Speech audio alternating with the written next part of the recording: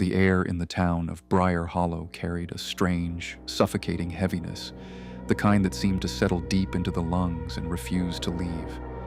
It was not an ordinary place, nor did it behave like one. Once the sun began to sink behind the dense pine forests surrounding the town, time itself seemed to slow, as though something unseen had claimed dominion over the hours after dusk. Fear wasn't spoken of openly here. It was understood, inherited, and silently obeyed. It was nearing 7 in the evening. The old iron bell mounted outside the town chapel began to toll, its deep, resonating clang echoing through every narrow street and weathered wooden house. But this was no call to prayer. The people of Briar Hollow did not gather at that hour. They vanished. The bell was a warning, a signal that whatever lingered beyond the veil of night was about to awaken. A voice followed soon after, amplified through a crackling loudspeaker mounted on a pickup truck that crawled through the streets. The town crier, a nervous man named Walter Briggs, announced with urgency that 7 o'clock was approaching and everyone needed to return to their homes immediately. He urged them to lock their doors, shut every window, and not, under any circumstances, look outside once the hour struck. Inside one of the larger houses near the edge of town lived Richard Hale, a man whose reputation carried both authority and unease. His face bore the permanent imprint of worry, as though he had witnessed something that refused to loosen its grip on his mind. He stood in his dimly lit living room, gripping his phone tightly as he spoke to the night watchman, a jittery man named Ben Carter. Richard demanded to know if everyone had returned indoors. Ben replied hesitantly that almost everyone had gone inside. That single word, almost, sent a sharp wave of anger and fear through Richard. He warned Ben that almost was not good enough, not in Briar Hollow, not after what had happened months ago. His voice trembled as he ordered him to make sure no one was left outside and to get himself to safety immediately. Meanwhile, Richard's son, Daniel, moved through the house, shutting heavy wooden doors and securing each latch with careful precision. He had grown into a perceptive young man, observant enough to notice the pattern that had haunted his father for the past 7 months. Every evening at exactly 7, Richard transformed into someone else. Someone hunted, someone terrified beyond reason. Daniel called out, saying he had locked all the windows and doors, questioning why it was necessary to also draw the curtains so tightly. He reasoned that whatever people feared could only enter if invited in. His voice carried logic, but also a hint of frustration at living under rules he did not fully understand. Richard reacted instantly, grabbing Daniel by the shoulders with a grip that was both desperate and urgent. He explained in a strained whisper that the curtains were not meant to keep those things out. They were meant to keep people from seeing them. He insisted that looking at them was the true danger. To see them, he warned, was to acknowledge them. And to acknowledge them was to invite their voice, their persuasion, and ultimately, death. He reminded Daniel that 7 months ago, many had made that very mistake, and none of them were the same afterward, if they had survived at all. Though unsettled, Daniel turned toward the window to pull the curtain shut. But as his hand reached for the fabric, something beyond the glass caught his attention. Out in the faint, creeping fog that had begun to blanket the yard, a figure stood motionless near the old oak tree. His breath caught in his throat. The silhouette was unmistakable, not because it was clear, but because it was familiar in a way that struck deep into his memory. The posture, the height, the slight tilt of the head. It resembled someone he knew far too well. It resembled his mother. A soft voice drifted through the silence, unnaturally clear despite the closed window. It called out to him gently, almost lovingly, asking why he would not come outside. The tone was warm, melodic even, but beneath it lingered a cold, hollow echo that made the air feel thinner. Daniel felt his world tilt. His mother, Eleanor Hale, had died 7 months ago. He had seen her buried. He had mourned her. Yet the voice persisted, insisting that she had not died at all. It claimed she had only been lost, wandering, and had finally found her way back home. It urged him to open the door quickly, warning that they would arrive soon if he didn't. Emotion overpowered reason. His heart surged with hope, confusion, and desperation all at once. Without thinking, Daniel turned and rushed toward the front door, his hands trembling as he reached for the lock. Before he could touch it, Richard lunged forward and seized him from behind, pulling him back with force. At that very moment, the lights throughout the house flickered violently and went out, plunging everything into suffocating darkness. In the pitch black, Richard clamped a hand over Daniel's mouth, his other arm locking him in place. His breathing was shallow and controlled, as though even the sound of it might draw unwanted attention. Outside, the voice did not stop. It shifted slightly, losing some of its warmth, becoming sharper, more insistent. It called out again, this time addressing Richard directly, accusing him of keeping a son away from his mother. It demanded that the door be opened. Richard said nothing. Instead, he dragged Daniel toward a nearby room, his grip unrelenting. He pushed him inside and shut the door firmly, locking it from the outside.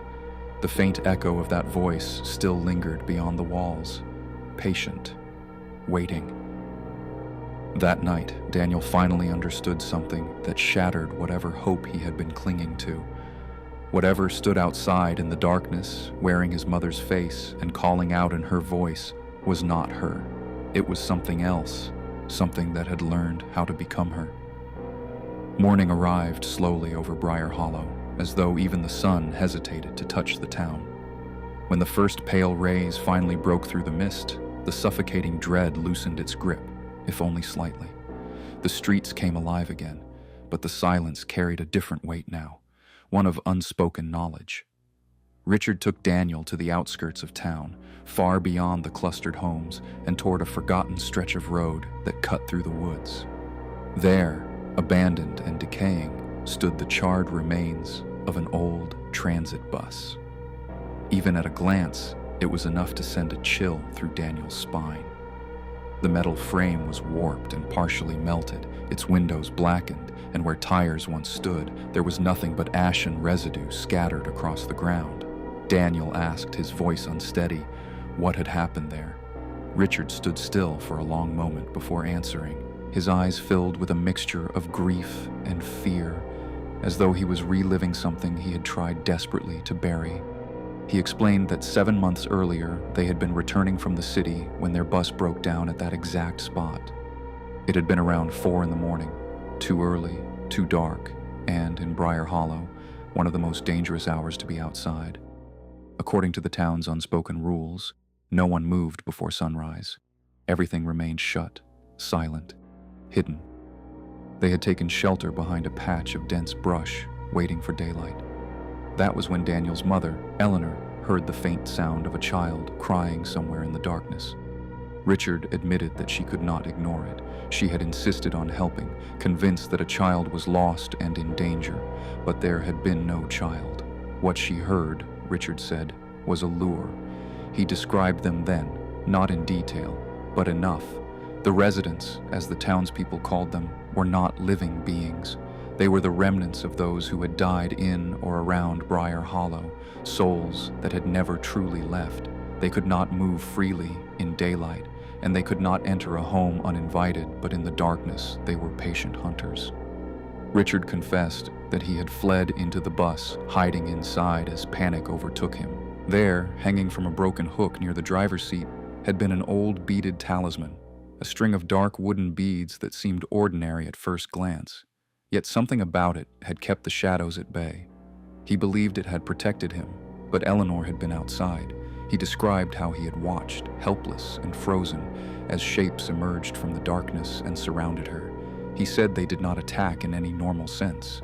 They simply closed in, their forms blending into hers until she was no longer distinguishable from them. It was as if she had been absorbed into the night itself. From that moment on, he believed she had become one of them.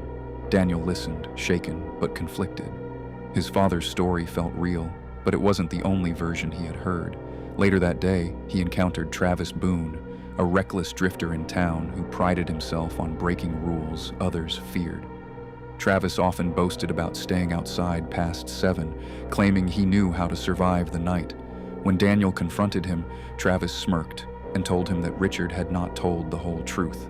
He claimed that on that night, Richard had not merely hidden, he had locked the bus door from the inside. While Eleanor had been outside calling for help, Richard had chosen to save himself. He had shut her out, leaving her to whatever waited in the darkness. The accusation struck Daniel like a physical blow. It planted a seed of doubt that quickly took root. If it were true, then what haunted them now might not just be a creature wearing his mother's face. It might be something driven by betrayal. That evening, Daniel found himself at Travis's house as dusk settled once again over Briar Hollow. The clock crept past 7, and the now familiar tension filled the air. Travis, unlike everyone else, seemed almost excited. At the entrance of his home hung the same kind of beaded talisman Daniel had seen in the bus. It swayed slightly, though there was no wind. Travis told Daniel that he would show him the truth. Before Daniel could protest, Travis pulled back the curtain covering the front window.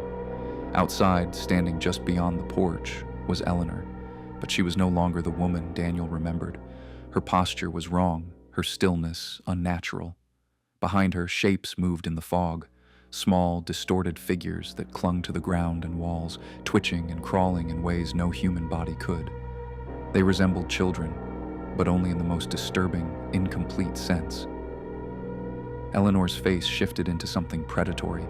Her eyes were pale, almost completely white, and from the tips of her fingers dripped a thick, dark substance that seemed to absorb the faint light around it. She called out softly, her voice now layered with something hollow and echoing. Travis laughed, stepping confidently toward the door. He threw it open, daring whatever stood outside to come in. Daniel shouted for him to stop, panic rising in his chest. But something strange happened. Eleanor reached the threshold and stopped. She did not cross it. A faint blue glow pulsed from the beaded talisman hanging above the doorway, forming an invisible barrier. The figures behind her recoiled slightly, as if repelled by it. Travis turned back to Daniel with a grin, pride evident in his expression. He revealed that this was the secret, the talisman. Whatever those things were, they could not cross it. As long as it remained in place, no resident could enter, no matter how convincing or persistent they were. Outside, Eleanor stood still, her expression frozen between hunger and something deeper, something that almost looked like memory. But then, something went horribly wrong. From among the cluster of twisted figures behind Eleanor, one of the smaller shapes, a childlike creature, began to crawl upward along the wall beside the doorway. Its movements were unnatural, jerking and insect-like, its limbs bending in ways no human body should allow. Before either Daniel or Travis could react, it reached the talisman hanging above the entrance. With a sudden, vicious motion, the creature sank its teeth into the thread holding the beads together. The strings snapped, the dark wooden beads scattered across the floor, rolling in different directions with soft, hollow clicks. The faint blue glow that had filled the doorway flickered once and vanished. The smile disappeared from Travis's face instantly. Eleanor's expression changed just as quickly, her jaw stretched wider than humanly possible, her face distorting into something feral and predatory. In the next instant, she lunged forward with impossible speed, crossing the threshold as if it had never existed. Daniel froze. He shut his eyes tightly, unable to watch what followed. The silence shattered into a wet, tearing sound, followed by Travis's final agonized scream, a sound that seemed to echo far longer than it should have. Then, nothing. When Daniel finally forced himself to open his eyes, the room was still. The air felt heavy again, but now it carried the metallic scent of something fresh and terrible. Travis was gone. Standing before him was Eleanor. But this time, something was different. Her face was calm. Her eyes, no longer hollow and white, held a softness Daniel had not seen in months, a trace of the warmth he remembered. For a fleeting moment, she looked like his mother again. She told him urgently to run, to go to the church, to reach it before sunrise. She warned that whatever hunted in the night could not reach the sacred ground once daylight touched it. Her hand reached for his. It was ice cold, unnaturally so, but the touch carried something else beneath it. Not hunger, not deception, protection. Daniel didn't question it. He turned and ran, his legs moving faster than he thought possible, his breath ragged as he raced through the empty streets of Briar Hollow. He did not look back once. By the time he reached the stone steps of the old church, the first rays of sunlight were beginning to break over the horizon. As he climbed the steps, the golden light touched his face, and for the first time in days, he felt something close to safety. Richard was already there, waiting. Daniel looked at him, his emotions colliding. Fear, anger, confusion. He demanded to know the truth.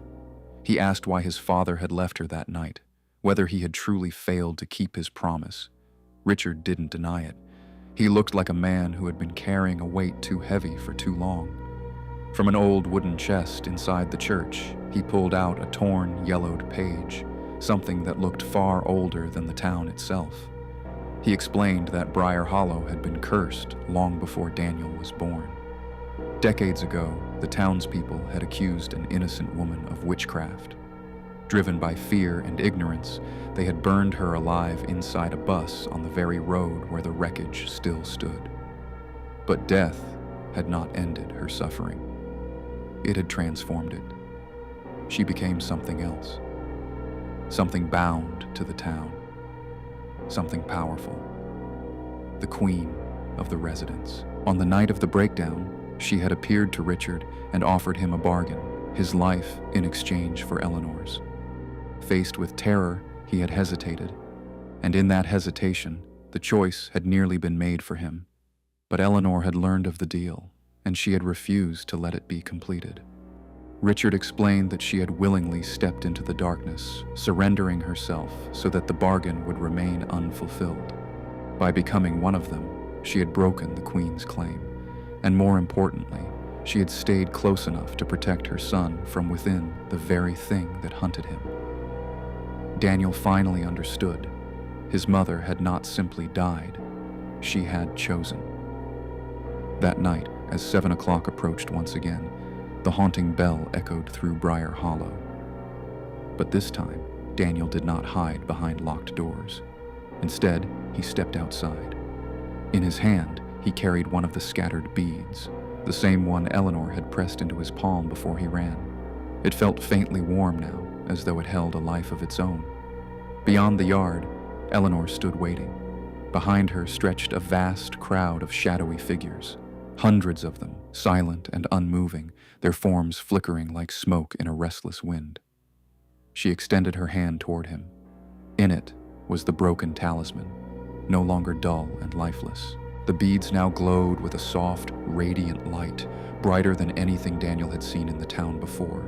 In that moment, he understood. The talisman was never meant to keep them out. It was meant to end this, guided by instinct or perhaps by something deeper. Daniel took the beads and walked toward the old oak tree at the center of Briar Hollow.